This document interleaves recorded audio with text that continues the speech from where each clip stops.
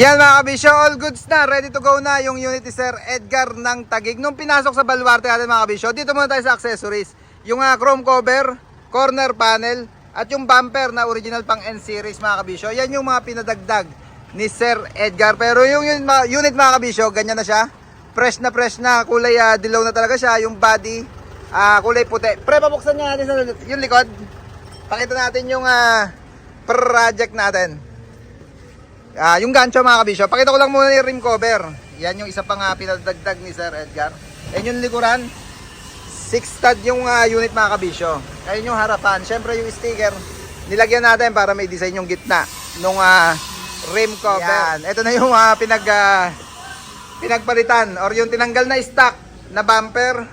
Pakita ko lang mga kabisyo.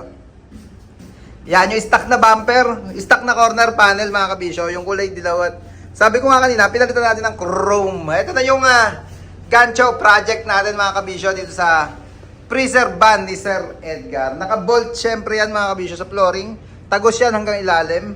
Lahat ng paa, lahat ng poste mga kabisyo naka-tornilyo. Para pagka gusto nilang tanggalin sa unit, alang problema, lalabas pa rin yan. Kasi nung inassemble to, pinicturean ko to mga kabisyo sa baba. Sa baba inassemble para hindi madumihan yung siding or yung mismong loob ng van mga kabisyo. Kasi pag talagang nag-welding, kahit mag-cover tayo, hindi maiiwasan yung asbok, yung usok ng welding at yung mga plugs. Gawa ng stainless kasi to, kakapit talaga dyan sa flooring na yan. Kaya malinis mga kabisyo. Sabi ko nga, sa baba natin in-assemble yan. Yung gancho mga kabisyo, 2, 4, 6, 8, 10, 10 kada pohas natin. 10 ulit dito. Yung sa harapan naman, 8 lang yan. 4 dito, 4 dito. At 10 ulit. 10. Kaya ang daming maisasabit ni Sir Edgar dito sa gancho, doon sa unit niya. Pati gitna niyan mga kabisyo, ganyan yung request niya, kabilaan yan. Yan, yung meron dito sa kabila, meron dito sa lubong or yung talikuran. Baba muna ako. Yung step mga kabisyo, tamang-tama nga pala, additional lang din nila mga kabisyo na tres para malapad-lapad. Pag nagsampa kasi sila ng karne or yung pangarga nila para ginawang tumapak, hindi delikado. Pre, okay na. Pasarado na. Yan, pauwi sila ng Taguig ngayon.